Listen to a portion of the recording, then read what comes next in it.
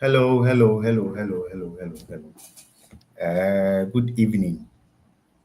You are welcome to Time with Dr. Chairman. We are waiting for some of the farmers that are supposed to be on live to join us so that we can start today's lesson. And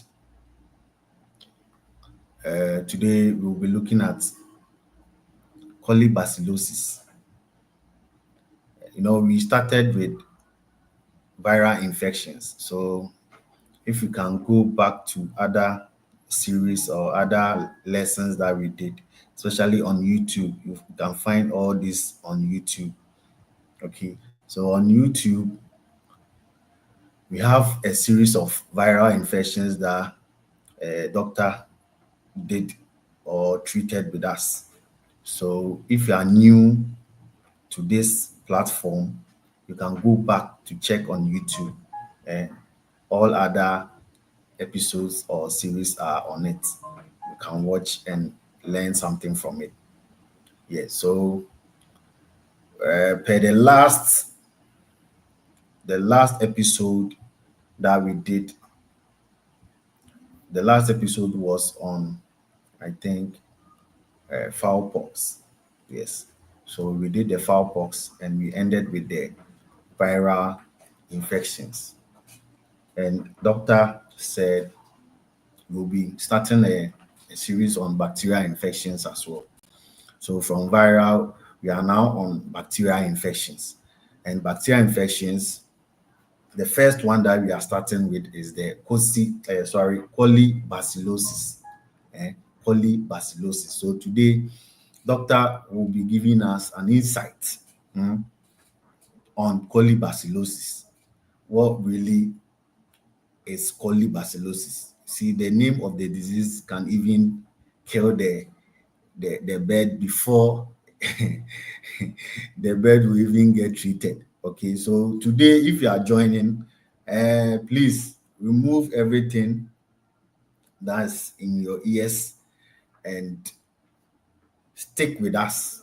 Stick with Doc because it's going to be an enjoyable session with Doc. Okay, so we are on Facebook Live and we are on YouTube Live as well. So far, I think we have about 12 people who have already joined in. So please, if you've joined in, you have 13 now. Kindly share, share the link to all the farmers pages, both on WhatsApp, on Facebook.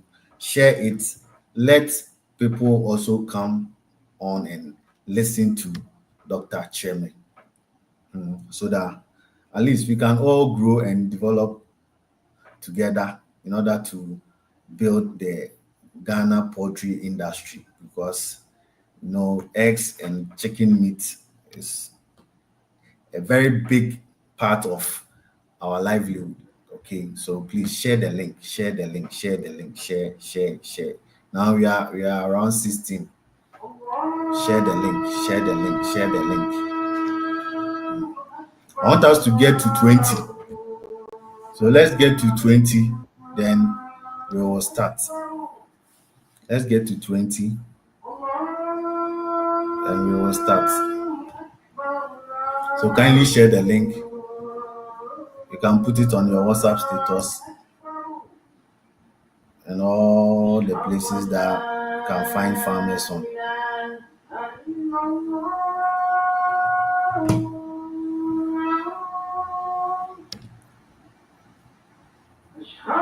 Okay. Doc, if you can hear me, good evening. Yeah, good evening, Mr. Acosta. How are you? Oh, fine, Doc. Yourself? Not bad myself. We are managing. Oh, okay. So, this evening, in fact, the topic you gave me, I even mentioned that hey, this disease, the name of the disease can even kill the The hen best. or the birds before it is being even treated. So, uh, I know as an expert, you will tell us what the disease is about, the control, the treatment, and also how we can prevent colibacillosis from our farms. Okay, so I wouldn't waste much of your time. I think we can start now.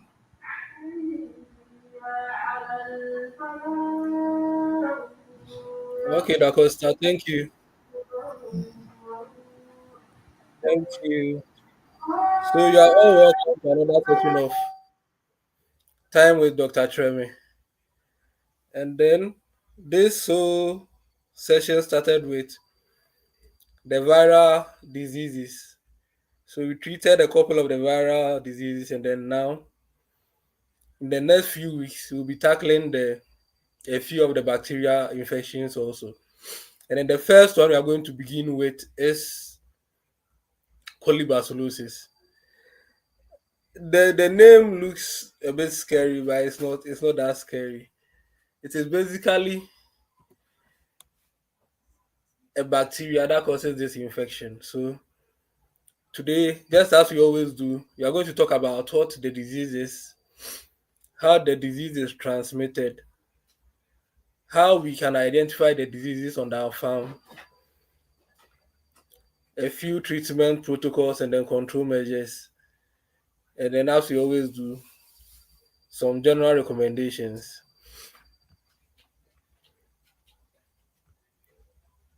Yeah. So since this is our topic, we'll be discussing this infection today, colibacillosis. The name is colibacillosis, but it just comes from the word E. coli. E. coli. The E stands for Escherichia, so E. coli, Escherichia coli. And then the bacillus is the rod-shaped pattern of the bacteria. So bacillus means rod-shaped. So it means this pathogen is rod-shaped. Okay, in simple terms.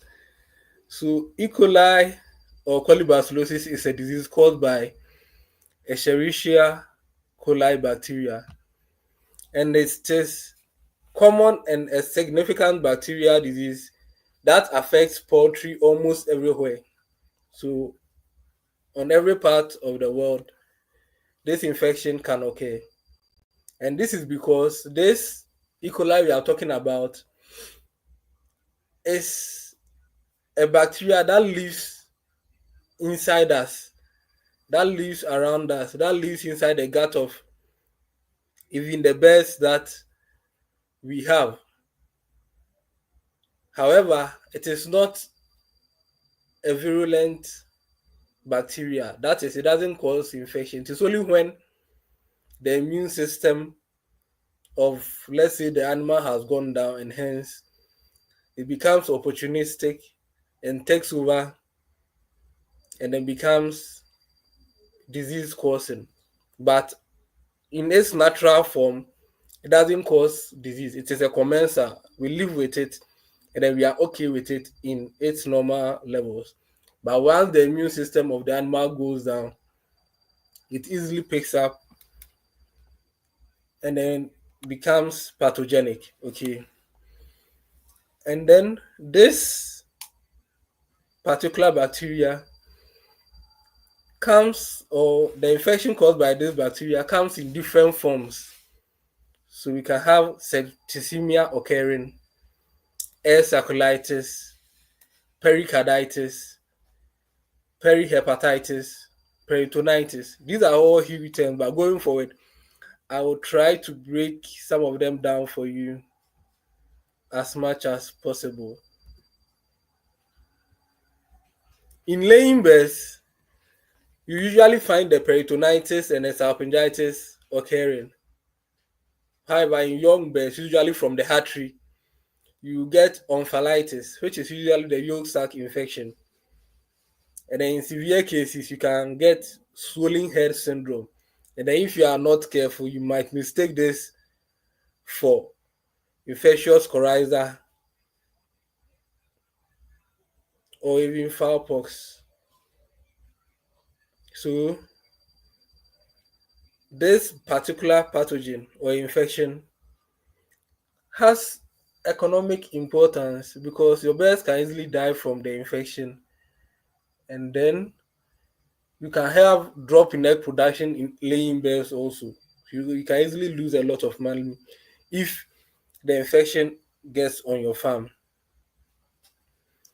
There are cases of increased mortality, reduced growth rates, drop in egg production, and hence the farmer loses a lot of money. So we should try as much as possible not to allow the infection to get onto our farm in the first place.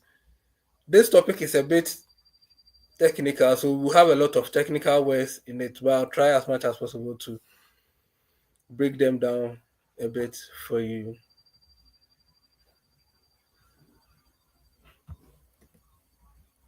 The disease transmission. How is this disease transmitted? E. coli, just like most of the pathogens, is easily transmitted. And then in this case, this particular pathogen is found in the intestinal tract of bears. So already the bears have it in them.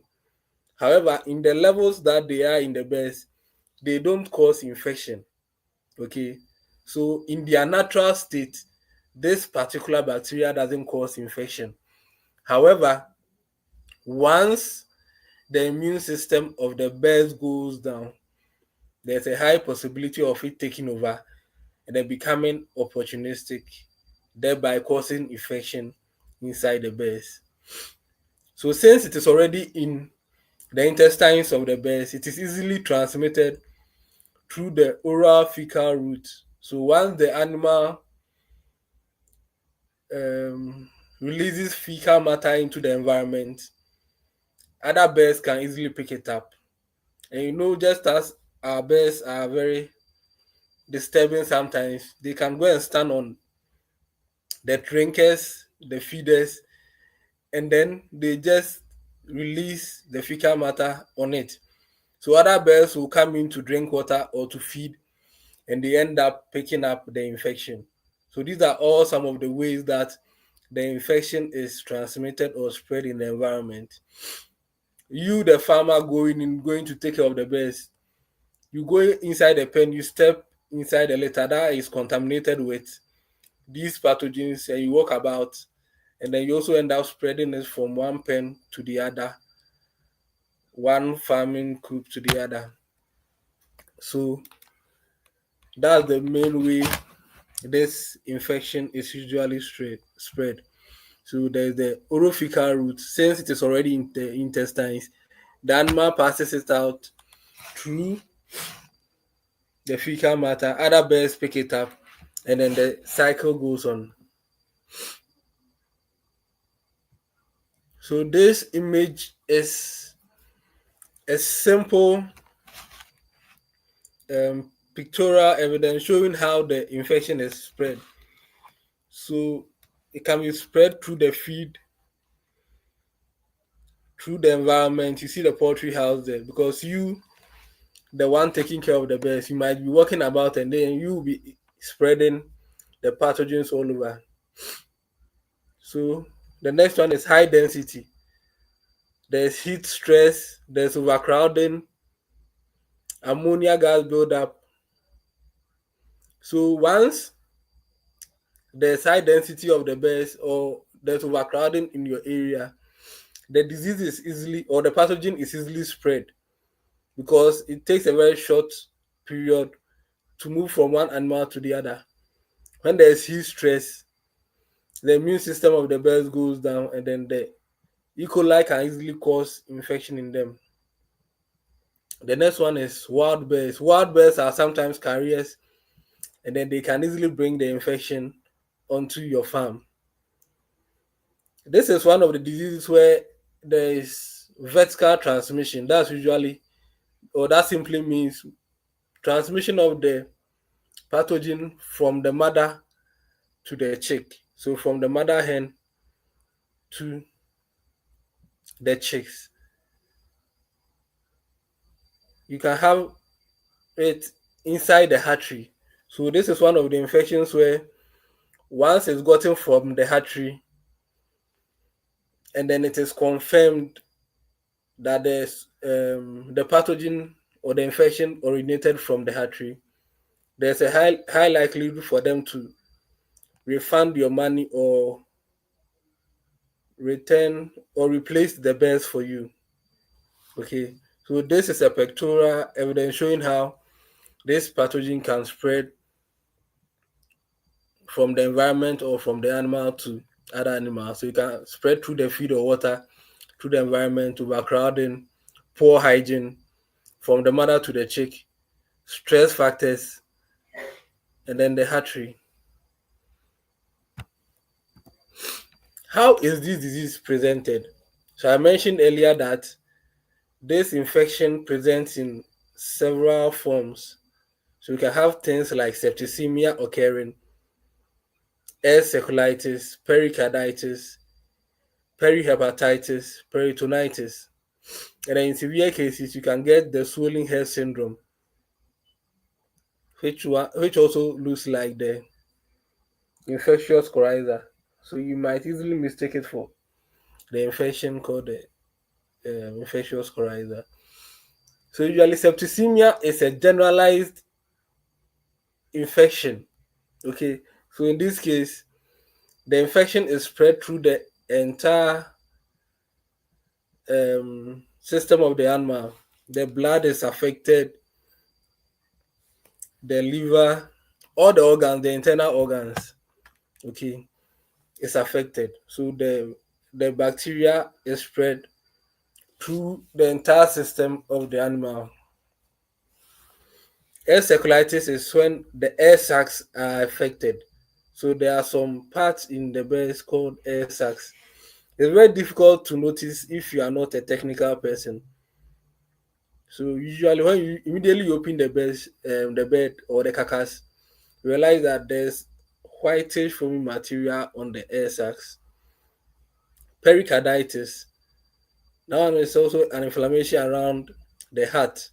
So on the membrane around the heart, you realize there's an inflammation going on. And same goes for perihepatitis. That's the inflammation around the membrane around the liver. And then generally inside the peritoneum, you can have general peritonitis occurring in there. So as I stated earlier, this bacteria is found inside the intestine of poultry. And then the E. coli in its general form or in its natural state is usually not pathogenic. That means it doesn't cause disease. However, when the immune system of the birds goes down, it can cause infection. And then there are just a few strains of the pathogen that causes infection. However, E. coli in its general state doesn't cause infection. It's just a few, and then when the immune system of the animal goes down, that you can get infection occurring. Now, how can we identify this infection on our farm? Okay, how can we identify this infection on our farm? So, unfortunately, there isn't a specific sign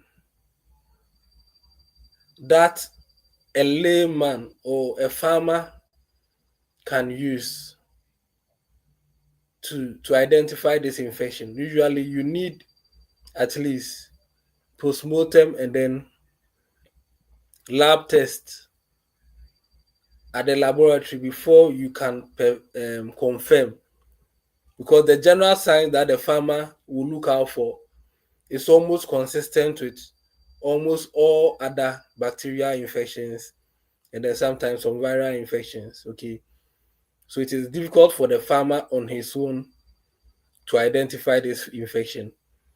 However, I'll try and give you just a few things that a farmer can use. But a farmer alone on his own will be difficult to identify this infection. So the general ones that we all know, or the non-specific ones, you have downness, the animals who look down, inactive, and not attentive. there will be loss of appetite. The animals will be off feed, not interested in trying to eat or trying to get water. The feathers will be ruffled. In some cases, you get diarrhea, yellowish, usually yellowish diarrhea. In some instances, too, you can have respiratory distress. So the animals will be showing signs of respiratory discomfort, like coughing, sneezing, wheezing, the general ones that we all know. And you realize that these signs that I just mentioned are almost seen in every infection. So these are the general ones that you might notice as a farmer. And then with this alone, it's difficult for you to say precisely that this is the infection that the birds are going through. Okay. So if you realize on the slide, I've left a small space there. So in the next one, these are signs that usually when you open the carcass or when we are doing postmortem at the lab, these are some of the things that we use to help us to narrow down our differential diagnosis. Okay.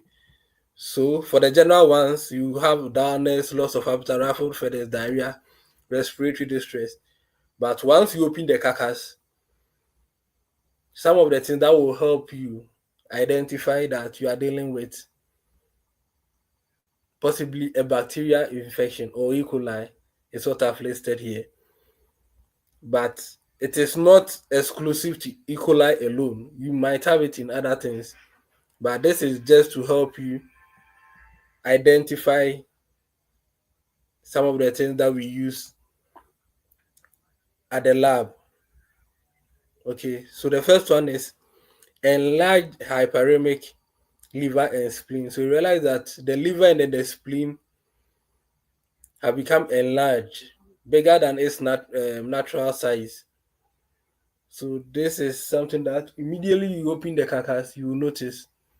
And then you also see that there's a lot of fluid inside the body cavities or the abdomen. And then you get pericarditis. So there will be inflammation around the heart membrane. So you see that around the heart, you notice some white film around the heart.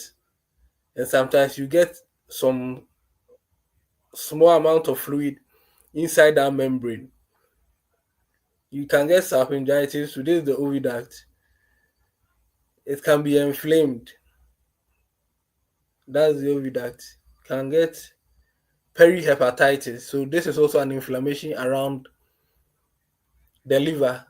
In the next slide, I'll show you some pictures of the things I'm talking about, and then you can get the air circulitis. So in this picture,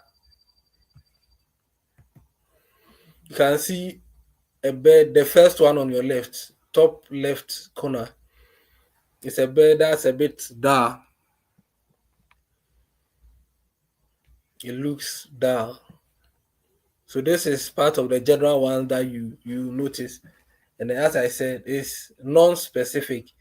You can see this in almost every infection that the birds will go through.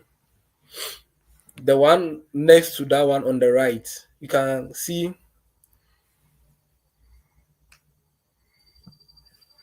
the egg follicles there with some red or blood stains on it. And then beneath it is the salpinx, that's the oviduct. It's also looking reddish.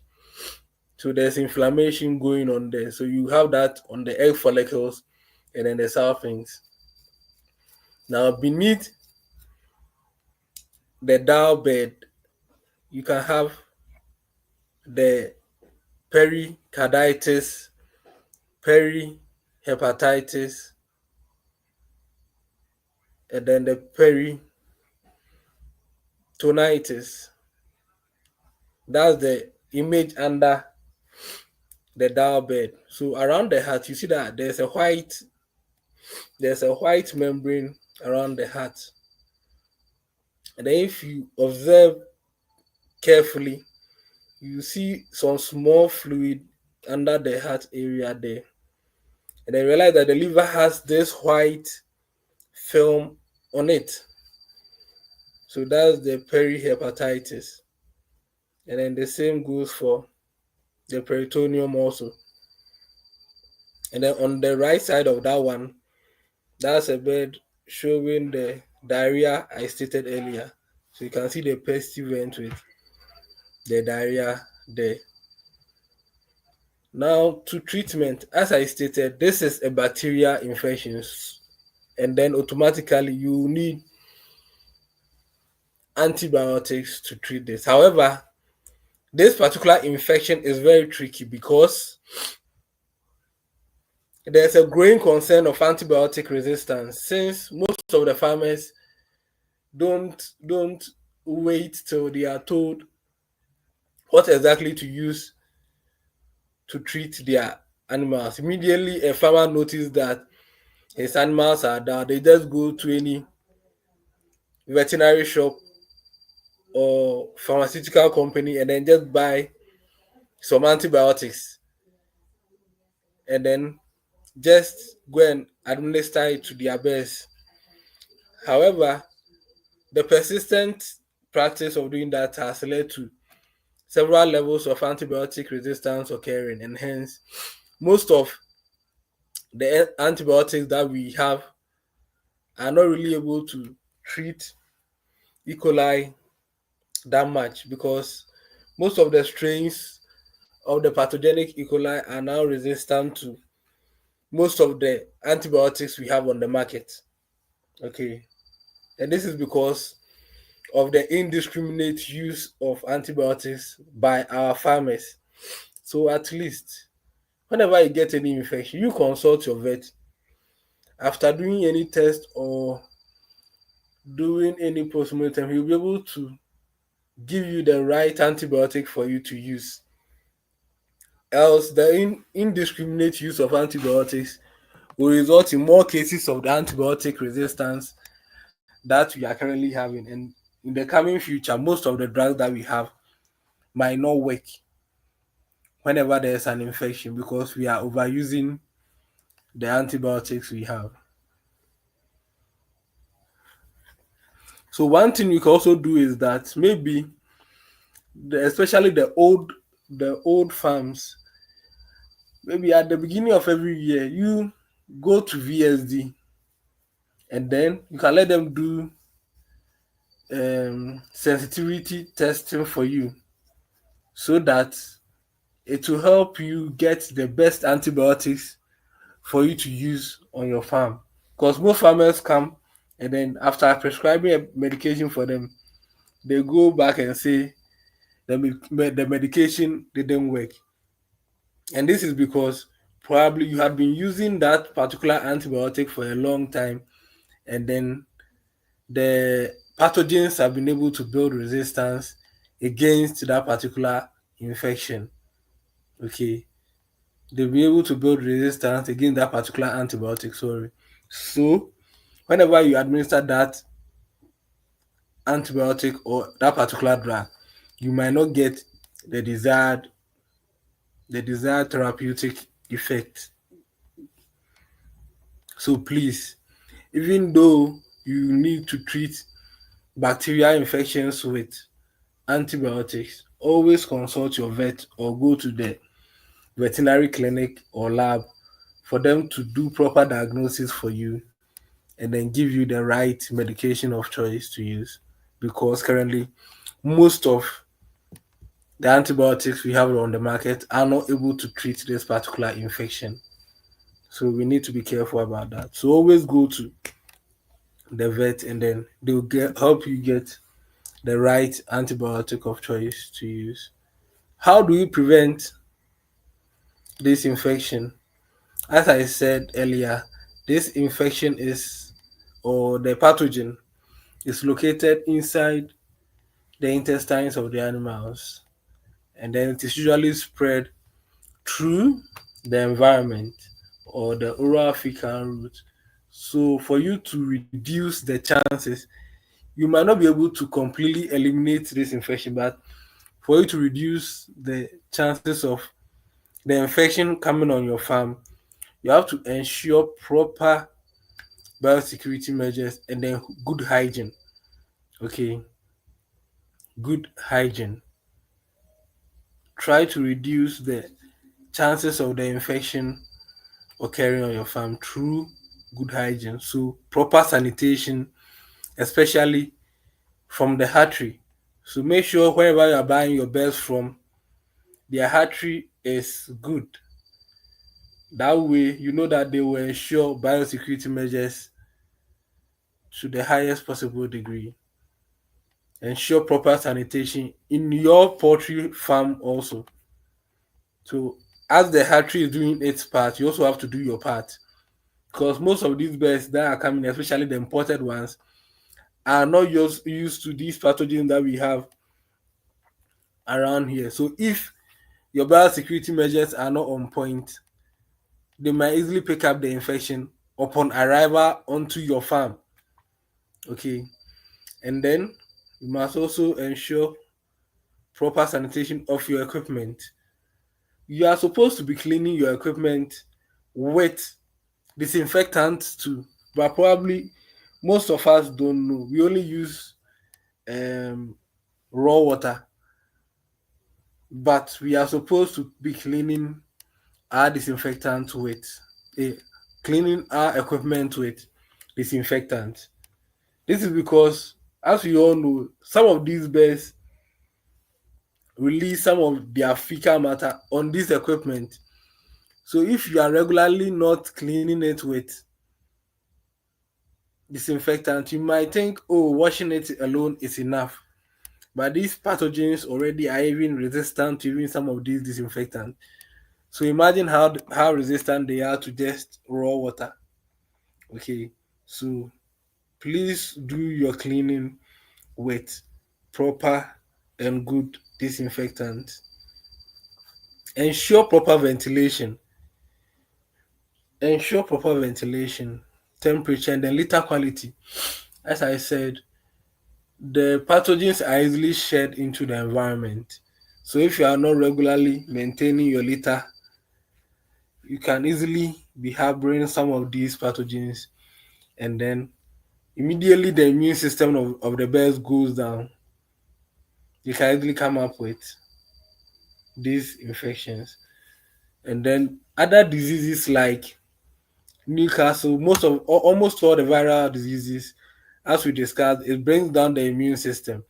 So we've noticed that usually in the viral infections, we tend to have mixed infections because the virus brings down the immune system, paves the way for other pathogens like E. coli to cause infection in your animals. So in most of the viral cases, it tends to be more of mixed infections.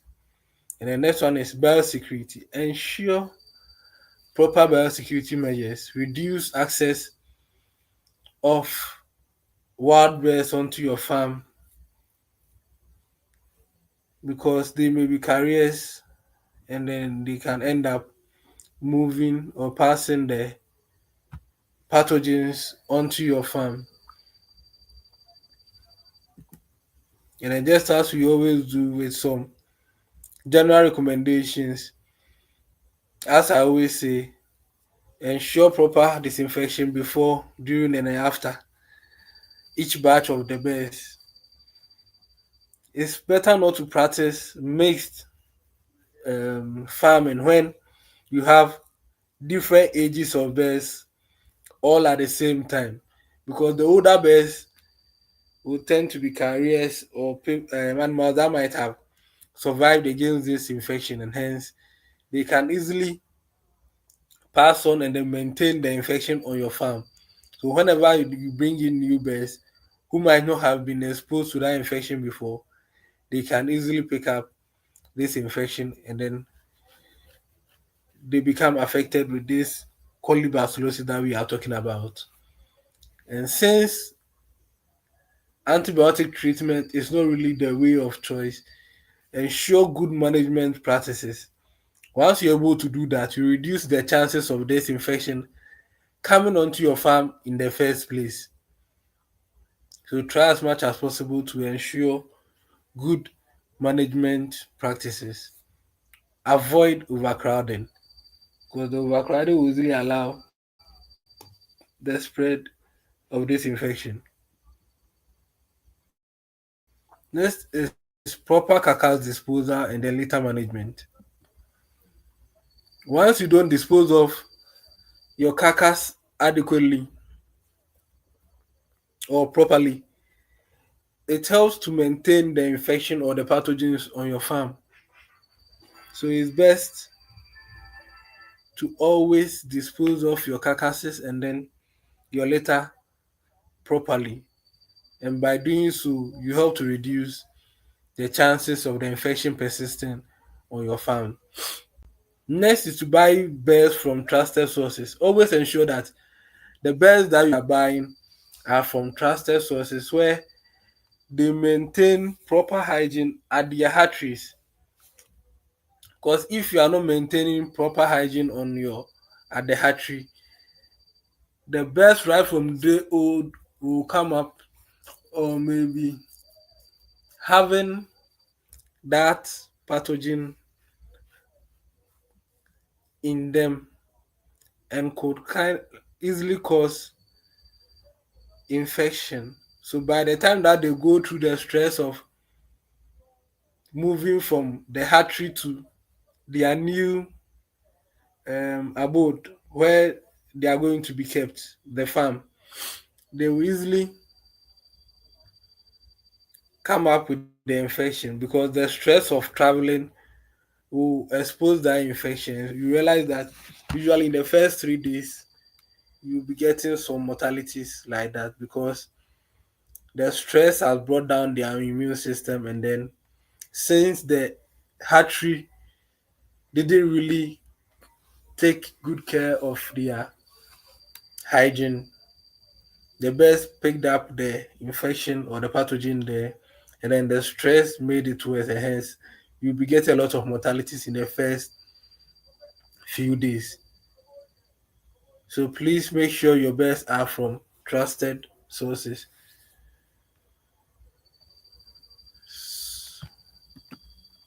Yeah. So this is quite a very short presentation because I try to remove a lot of technical information that is not really needed for you, the farmer. So I will just go over everything again shortly so that those who didn't join us from the start will be able to get a few more information. So as I said, colibacillosis is a bacterial infection that is caused by Escherichia coli, and this disease is found everywhere. It is found everywhere. So worldwide, you can get this infection occurring. And then this disease has severe economic losses because you can get mortalities, you can have reduced growth rate, especially in broilers, and then decreased egg production in layers. And then once your birds are not laying for you, the farmer you tend to lose money. So it has economic importance.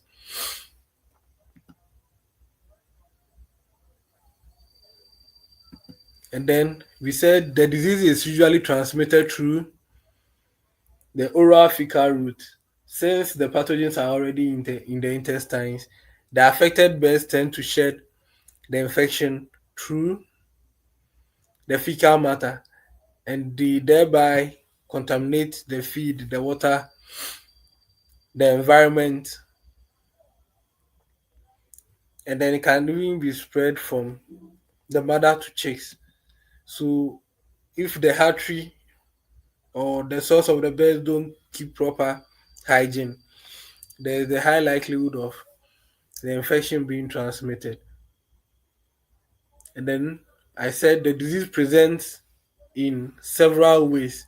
You can have encephalitis, septicemia, pericarditis, perihepatitis, and then peritonitis. And then with regard to disease identification, we said that there are non-specific um, ways of identifying this disease, because most of the signs that we see are common with almost all other bacterial infections or other diseases. So you see the general dullness, loss of appetite, ruffled feathers, diarrhea, and then respiratory distress. So these are the general ones that, as a farmer, you might see.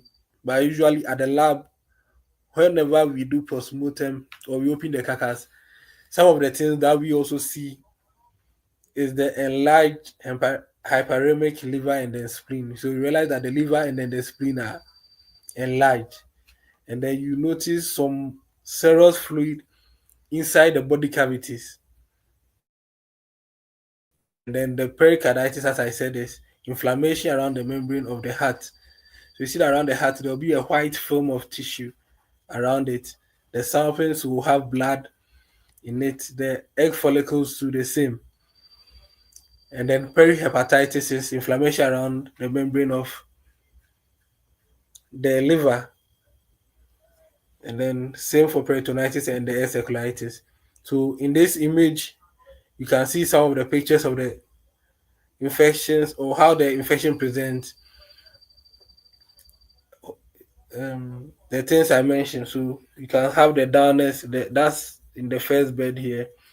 And realize over here the egg follicles have blood on it, and then the salpinx too has blood on it. So that's the salpingitis I mentioned earlier. And then in the image beneath the dull bed, you can see the pericarditis and then the perihepatitis and the peritonitis occurring in there. And then on the right side of that one, that's the watery stools, the diarrhea in that particular one, and it looks a bit yellowish. So I said with regards to bacterial infections, your treatment choice is the use of antibiotics. However, in this case, we've had the animals or the pathogens developing resistance against most of the antibiotics on the farm or on our market. So even though antibiotics are your drug of choice, you should try to go to VSD for them to do sensitivity testing for you, and then they will be able to confirm the exact antibiotic that will help you on your farm. Because on a farm where someone has overused, let's say, pen strip, in this if this infection should, let's say, occur over there, pen strip might not work over there. Okay, the person might have to use aerofloxacin or oxytetracycline because the farmer had already been abusing pen strip. So always try and go to VSD for them to do sensitivity testing for you, culture and sensitivity, and then they will be able to confirm the best antibiotic of choice for you. Okay, so even though antibiotics are drug of choice, antibiotics like pen strip, aerofloxacin, streptomycin, and then the sulfur drugs, these are all good antibiotics. However, it's best for you to go there for them to confirm the best one that will be good for you in your case. Okay. So the antibiotic there is Enrovet, that's enrofloxacin. I'm sure when you go to Impuntu farms, you can get some available. So it's also a good antibiotic, but always confirm with VSD or your vet, and then they will be able to narrow down or give you the best antibiotic of choice for you. And then, as a control or preventive measure, it's best to abide by proper hygiene protocols and then your biosecurity. Once you're able to do that, you'll be able to prevent the chances or reduce the chances of this infection occurring on your farm. And then most importantly, since this infection can even be gotten from the hatchery, ensure or always make sure to buy your birds from trusted sources. Else, if the hatchery is not strict on their hygiene or biosecurity protocols, the birds might come down or have the infection or the colibacillosis infection right from the hatchery. And then by the time you get it on your farm, you might lose a lot of birds in the first few days. So I'll end it here, and then if there are any questions, you can go ahead and ask. Okay, Lacoste, Doc. over. Doc, thank you very much. Yeah, so please, it's time for questions. Someone has already asked a question on Facebook saying, says, so please, Doc, can you please show us some of the powerful disinfectant that we can use to clean our farm equipment, such as feeders and drinkers before using it? Because I normally use water only to clean them and sometimes washing powder. So this is from Richard Annan. All right. So with regards to cleaning your equipment, some disinfectants you can use are Patholite. You can use Patholite. You can use Agreserol. These ones are a bit mild enough for you to use on your equipment. That is when you still have birds in there. However, when let's say you are done with a rearing phase and then you are trying to disinfect for another batch of birds, it's best to use quinacide, omnicide to disinfect or clean your equipment. Okay. So while the birds are there, you can go for the milder ones. Patholite, Agreserol, they are very good for that. And then let's say when you are changing or moving onto a next rearing phase, whilst you are waiting, you disinfect your equipment with those that end in side. So queen side, omni side, and the rest. Yeah. Okay, Doc, thank you. Yes, and another person is also asking, are there any local or herbal medicine or medication? And if so, are they recommended? So for us, we go by the orthodox form of treatment. However, most farmers use some of these local herbs on the animals. Okay, so as me as a professional,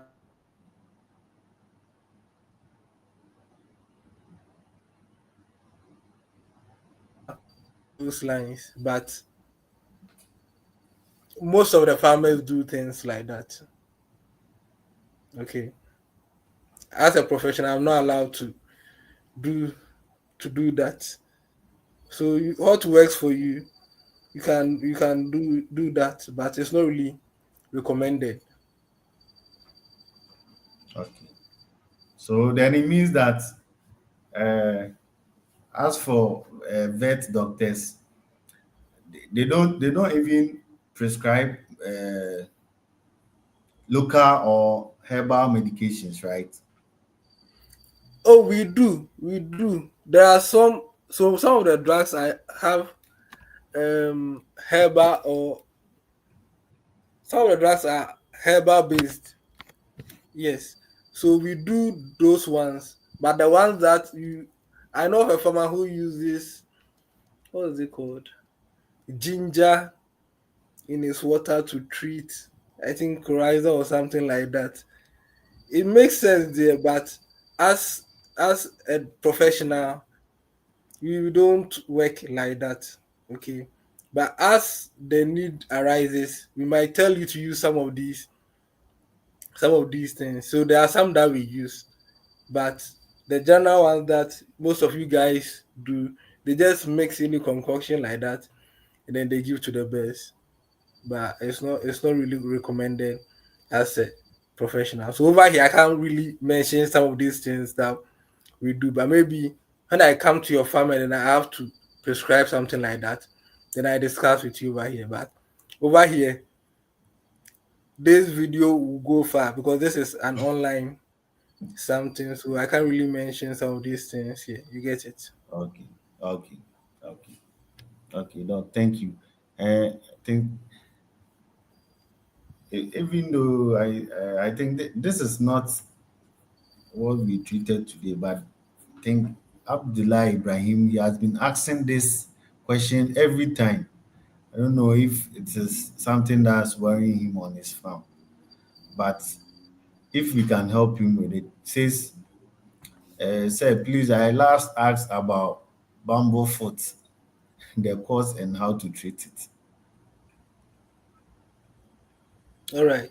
So bamboo foot, it's not part of what we discussed today, but you let me just Yeah. Mm.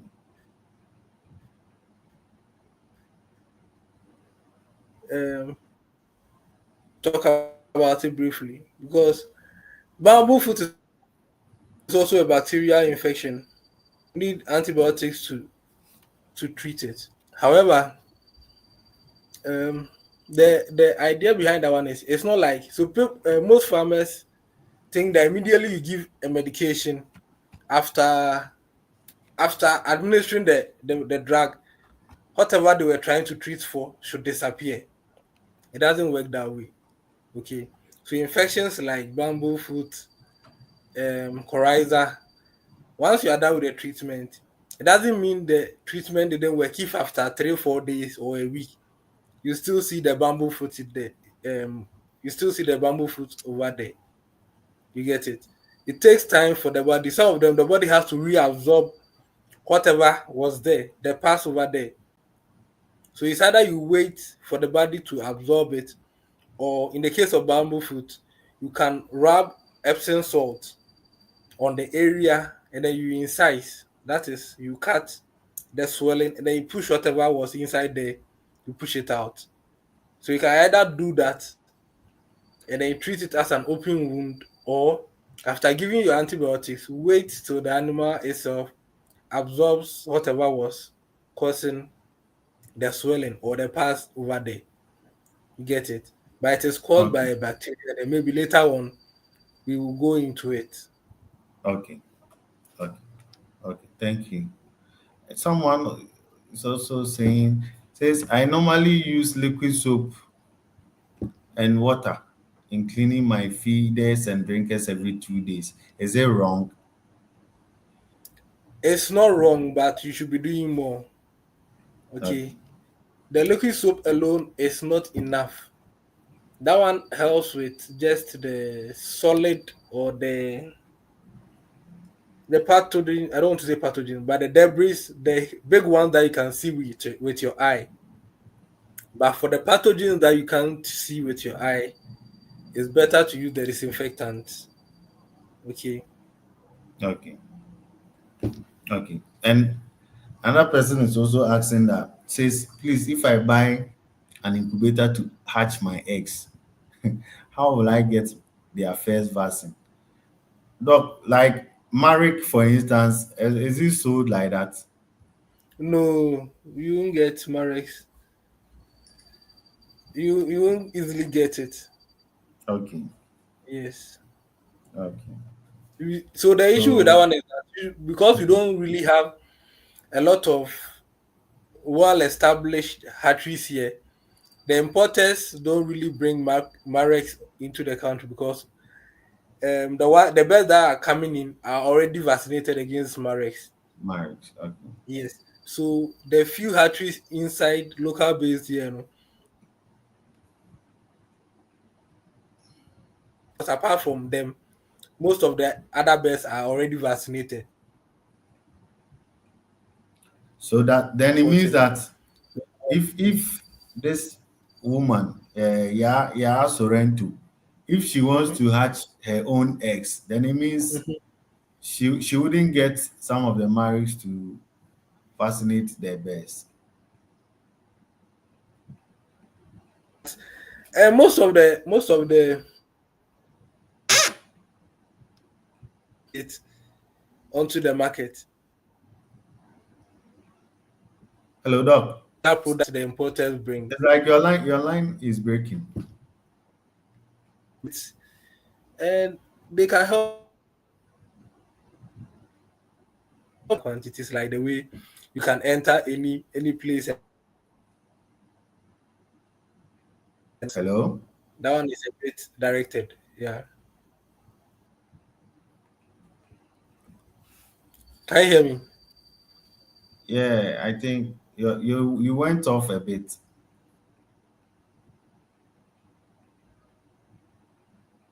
Hello. Get it in You might not get it in commercial quantity since it is not a product that most of the importers bring into the country. However, whenever you need it and then you speak to them, they will be able to direct you as to where you can get some to purchase. Okay. Okay. Okay. Okay. So today, viewers, we treated colibacillosis. And so if you have any question on that, we have just about few minutes to end this live. So if you have any question, uh, Madam Yasorento, he said with regards to the marriage, most of the importers of vaccines, because most of the birds that come to the country are already vaccinated against the Marek, which is the first vaccine. You wouldn't get it, and even if you get them, it will take some tough connections and I think tough research. Yeah, let me put it that way for you to get. So, uh, but you can hatch them without giving them mark, right? No, unless maybe there is No, an for out. marriage, so if you are doing like layers, at least you should ensure that they get the Okay, marriage. For broilers, maybe you can forgo, but for layers, you need to do it for them. So you may can speak to that question and later on you take my contact from him. okay, I'll try and help you to see okay, how we can get some for you. okay, okay, okay. So, Madam, yeah, if if you are watching this, see our contact is just scrolling under the live, so you can take any of the contacts. You get Doc's contacts, and if you start hatching your best, then you can get he will be able to help you get the Marek vaccine. Okay. Okay. So colibacillosis today is done, and Doc, we thank you. And I have a small announcement. This particular live that we normally do, sometimes every week, sometimes every 2 weeks, is being sponsored by two companies. That's Jokovet Company Limited and Ubuntu Farms. Okay, so we are located at Taifa. So if you need any medication, any farm equipment, uh, even feed, whatever you need to just help your farm to keep going, we are there for you. Okay, so you can contact us on 0249 261469. So that's our contact. And if you need dogs contacts, you can you can holler me. Okay, holler me because I don't want dog to get stressed out because the last time we put his number there, in fact, the cost was too much. So now we are hiding him small. So you just sometimes give us the pressure and we relieve him of some of the pressure. Okay. So we thank you for joining us today. And I think someone is asking a question. It says, from your experience, what is the most devastating disease?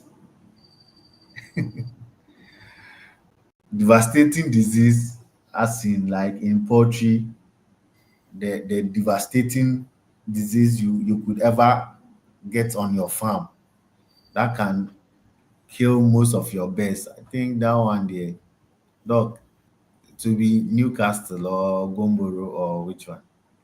And for me, it is Newcastle for me. No, sorry, I Newcastle, mean eh? Gumboro. No, Gumboro for me. Gomboro.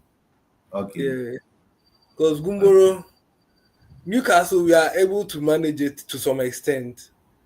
But Okay. Gumboro, once you get it, all your subsequent batches, you can easily get the infection again, and then you can lose up to 80%, 100% of your birds in Gumboro. And then Mm, even when those that they feel that survive, even when they begin to lay, especially the laying bears, you might not even mm, get up to 50% production, and then okay, they'll just be wasting your feed for you. So for devastating, I'll vote for Gumboro. okay, okay, okay. So, Mr. Oliver, Gomboro. Mm. And we've already treated Gomboro, so you can get the live on YouTube to also check on that. Uh, and tomorrow we are starting our beginner training tomorrow. So if you know any beginner or any person who wants to start his or her farm but needs some guidance, the person can contact me. I've put my number on it on the comment section. So tomorrow we are starting our beginner training. So we already have the group that I think we have about 10 people now on the group. Yes, so we'll start tomorrow. So, Doc, thank you very much for coming as usual, and God bless you. That anytime we call on you, you help us in all that. So we will bring this live to a close, and we'll say bye bye to all of you. Enjoy the rest of the weekend, and may God help us all. Bye bye. Yeah, bye bye. Have a nice evening. Bye, Doc.